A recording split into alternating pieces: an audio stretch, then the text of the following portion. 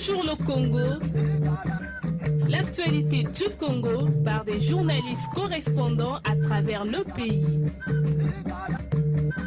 Présentation Jean-Eudes Gongami Kembi.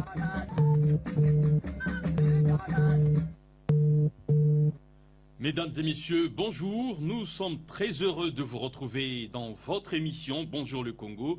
Ce sont les voix du Congo pour le monde entier via notre site internet www.groupecongomedia.com.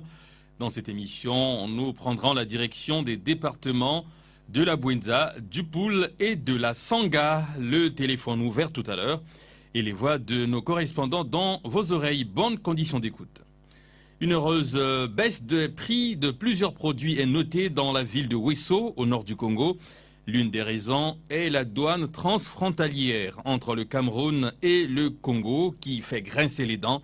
Les commerçants se tournent de plus en plus vers Brazzaville pour les approvisionnements, nous dira Marie Bella, notre correspondante à Wesso.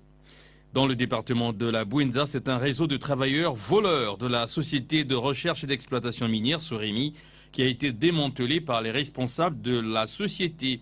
Ils avaient pu voler du matériel et des pièces mécaniques dont la valeur est estimée à 10 millions de francs CFA. Les détails tout à l'heure avec Dimi Bitemo Mwanza, notre correspondant à l'UTT. Et puis dans le département du Poul, l'heure est à la formation des acteurs du secteur de l'élevage bovin. Un séminaire de formation des éleveurs venus de différents districts du Poul a été en effet organisé à Kinkala lundi dernier avec le soutien du conseil départemental. Les personnes formées sont désormais des auxiliaires vétérinaires.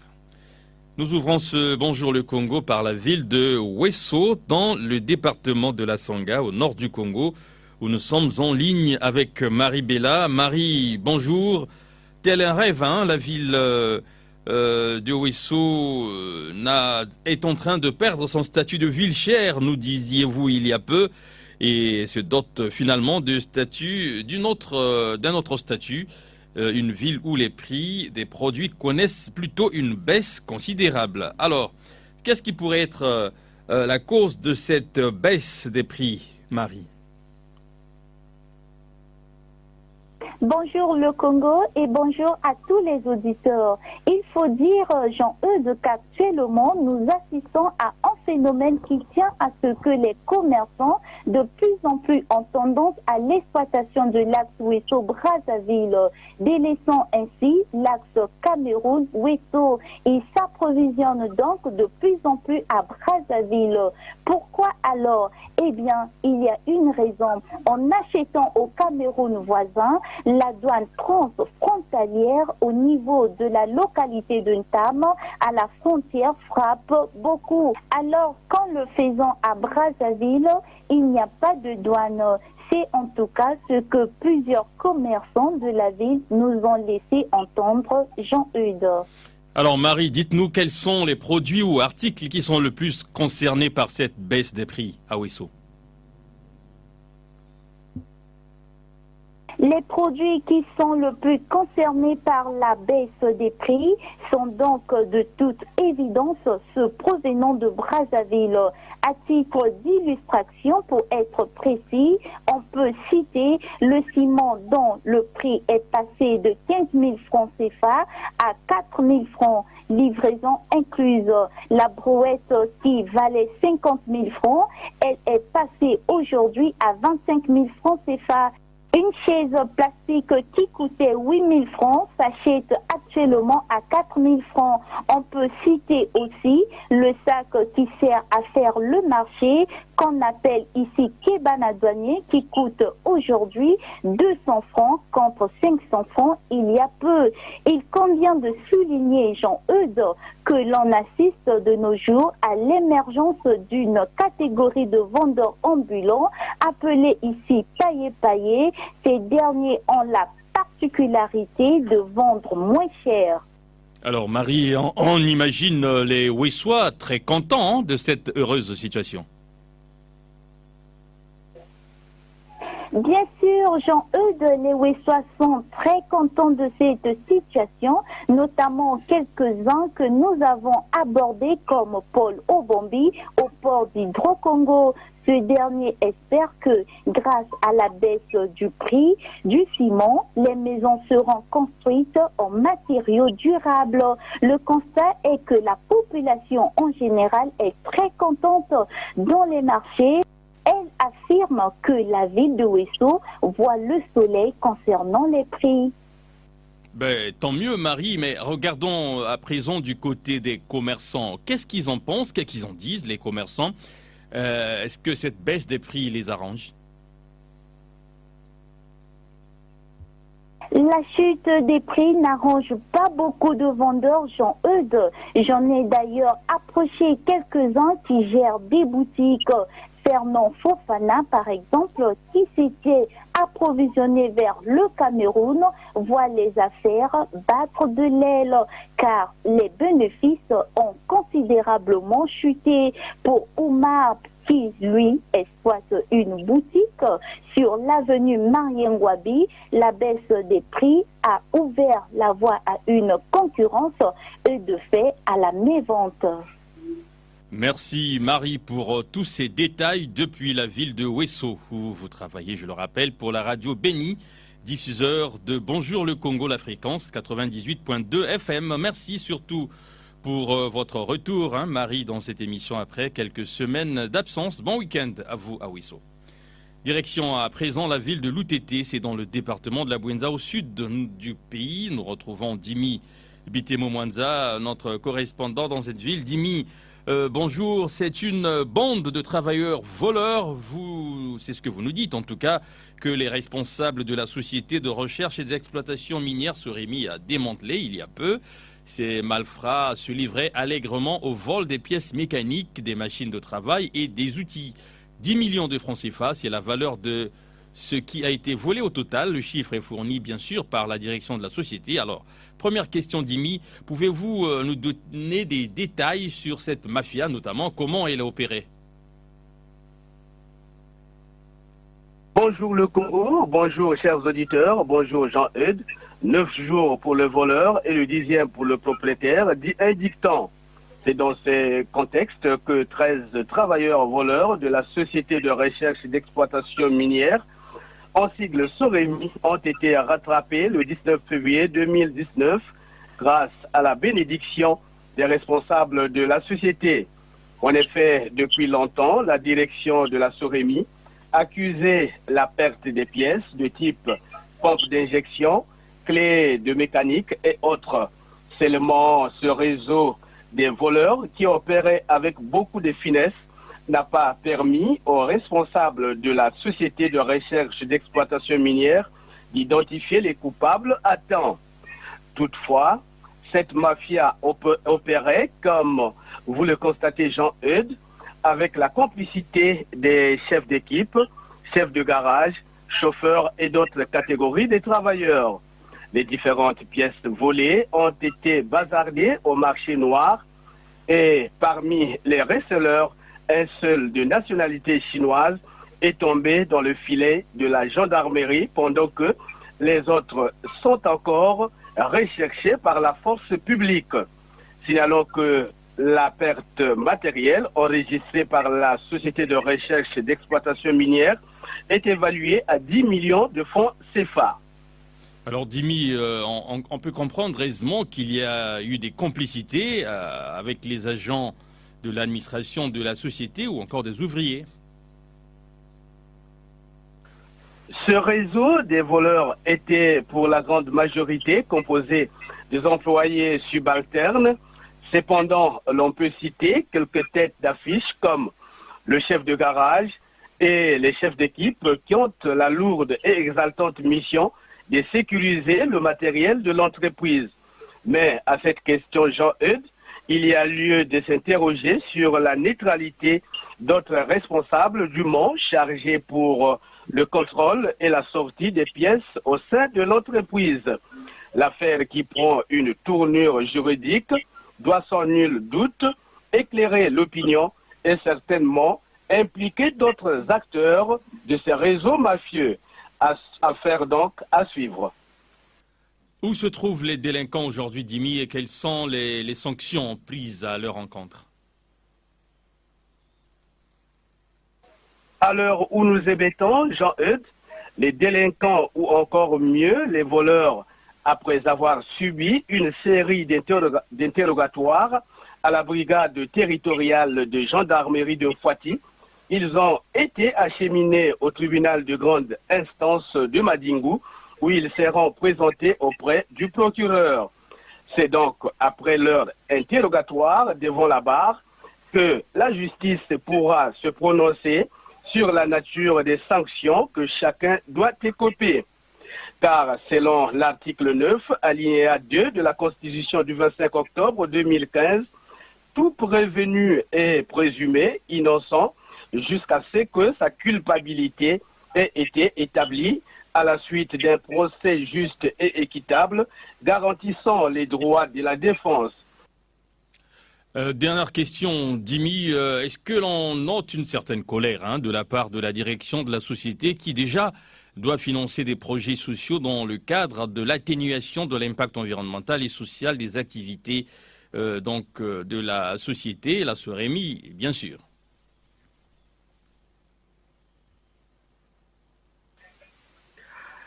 La direction de la Société de recherche et d'exploitation minière, très surprise par ce genre d'actes qui vise le sabotage des intérêts de l'entreprise, se félicite du démantèlement de ce réseau des voleurs et promet de faire appliquer à la lettre les sanctions disciplinaires prévues dans le règlement intérieur de la SOREMI. Et malgré ce vol organisé au sein de l'entreprise, la Société de recherche et d'exploitation minière reste toujours déterminée à financer les projets sociaux tels qu'inscrits dans la Convention d'exploitation minière signée entre le gouvernement congolais et la SOREMI le 21 février 2018.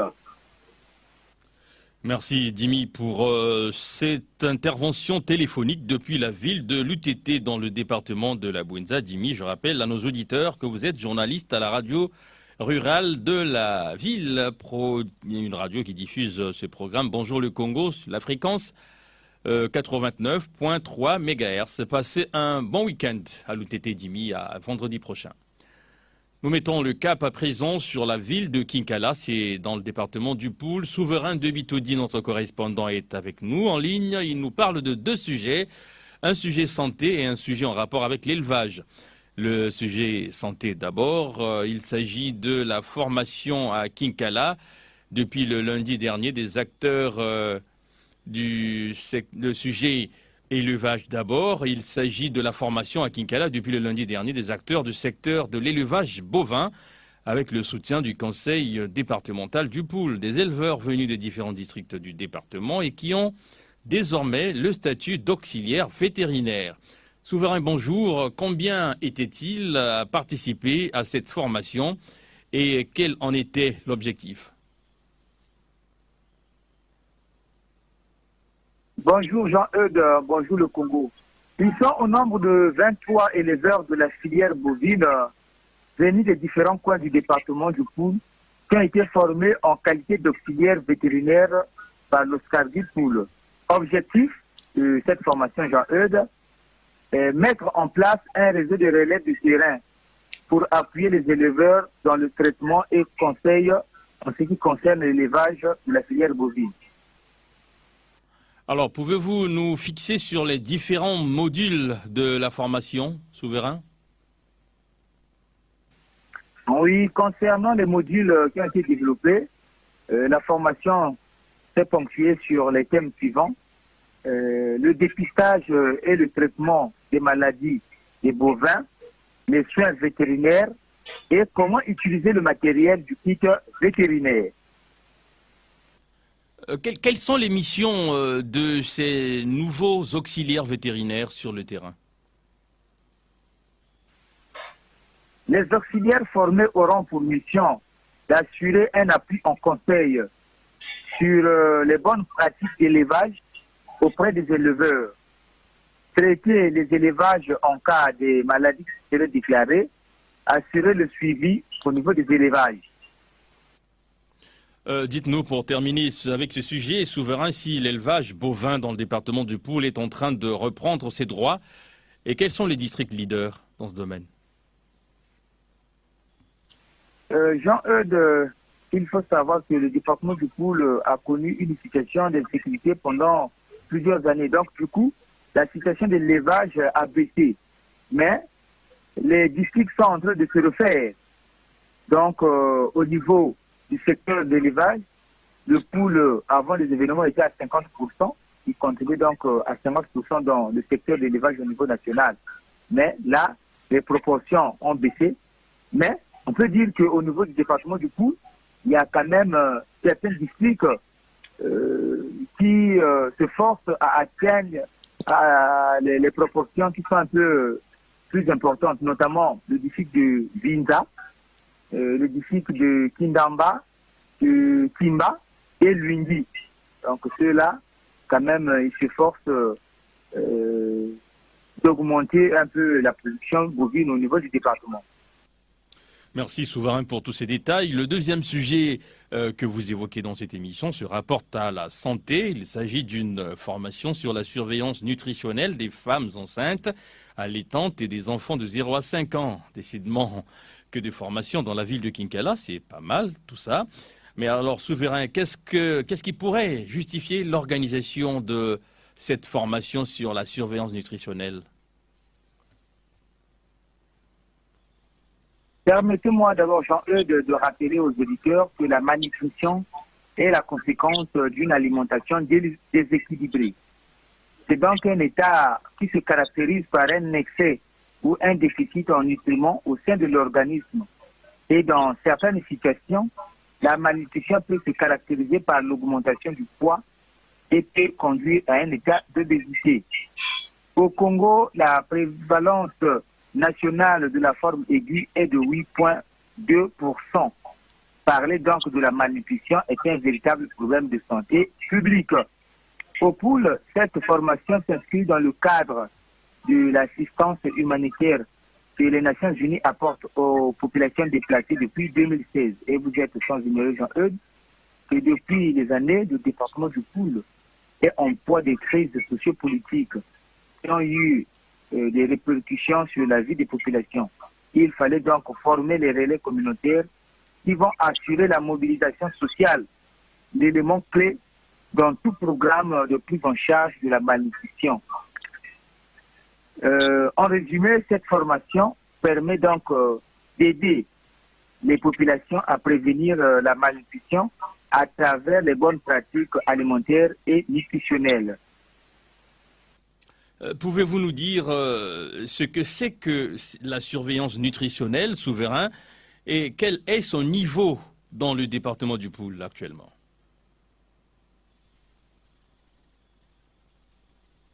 La surveillance nutritionnelle, comme le nom l'indique, est un mécanisme qui permet de surveiller la situation nutritionnelle des populations dans une localité.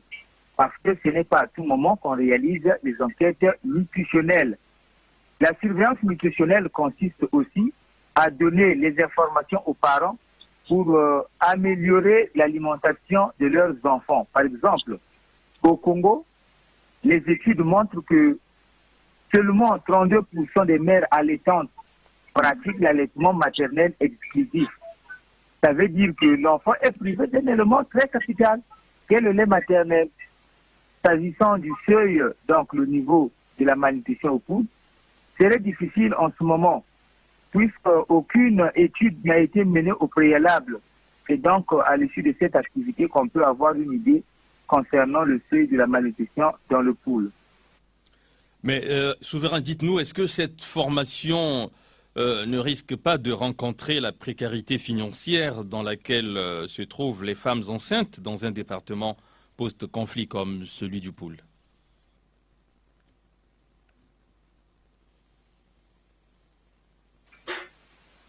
La malnutrition est une approche multisectorielle qui doit impliquer la participation de tous, à tous les niveaux.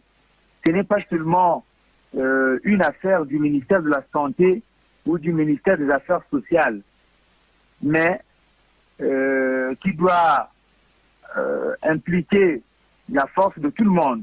Donc, je ne pense pas comment les femmes enceintes ou allaitantes peuvent confronter à une telle précarité financière du fait que les organismes du système des Nations Unies, notamment l'UNICEF, le PAM, sont là pour les accompagner en denrées alimentaires. Une prise en charge qui serait effectuée par le personnel de santé au niveau des CSI. Pour terminer, dites-nous si l'insécurité alimentaire peut avoir des répercussions sur l'enfant à naître.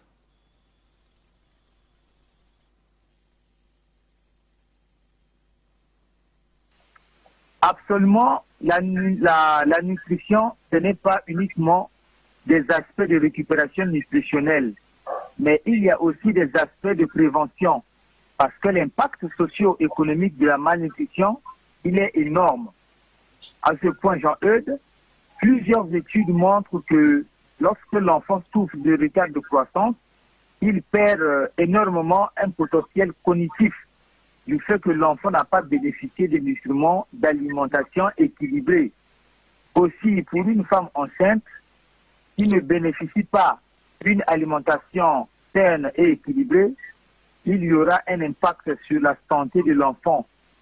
L'enfant aura un poids très faible à la naissance et cet enfant à l'âge adulte aura une petite taille par rapport à l'âge et donc ne va pas contribuer au développement du pays. De même, une femme qui souffre de retard de croissance peut mettre au monde un bébé avec un déficit pondéral et d'une petite taille. Et si c'est une femme, elle va tomber dans un cercle vicieux de génération en génération. C'est-à-dire, elle mettra au monde que des enfants avec des poids très faibles et de petites tailles. Je me résume, Jean-Eudes, en disant que la sécurité nutritionnelle chez la femme enceinte, c'est d'assurer que cette femme enceinte bénéficie d'une alimentation saine et équilibrée. Et la sécurité nutritionnelle, c'est lorsque la femme enceinte ne bénéficie pas le tout pour plaire son développement physique et cognitif du bébé qu'elle porte. Grand merci à vous, souverain de Bitodi, pour tous ces détails depuis la ville de Kinkala dans le département du Poul. Vous êtes journaliste à la radio communautaire de la localité, diffuseur de Bonjour le Congo sur la fréquence 101 MHz. Cette émission a été enregistrée dans le studio de la radio citoyenne des jeunes à Brazzaville. La réalisation technique de celle-ci a été assurée par Dubrin Brunel, webmaster Poncien Kayagoma, qui en assure la mise en ligne. Un programme que vous pouvez bien entendu réécouter en podcast sur notre site web www.groupecongomedia avec un s.com dans la rubrique productions audiovisuelles, productions radio, en cliquant sur le visuel Bonjour le Congo à l'accueil du site. Si vous souhaitez contacter notre service de production, un numéro de téléphone et WhatsApp, le 06 512 54 97 précédé du 00 242 pour ceux qui nous écoutent de l'étranger. La boîte mail, bonjour le Congo, tout attaché, @gmail.com. Merci à vous qui nous écoutez sur l'ensemble des radios partenaires à travers le Congo. Au revoir et à très bientôt. C'était Bonjour le Congo. L'actualité du Congo par des journalistes correspondants à travers le pays. Présentation Jean-Eudes Gongami Kembi.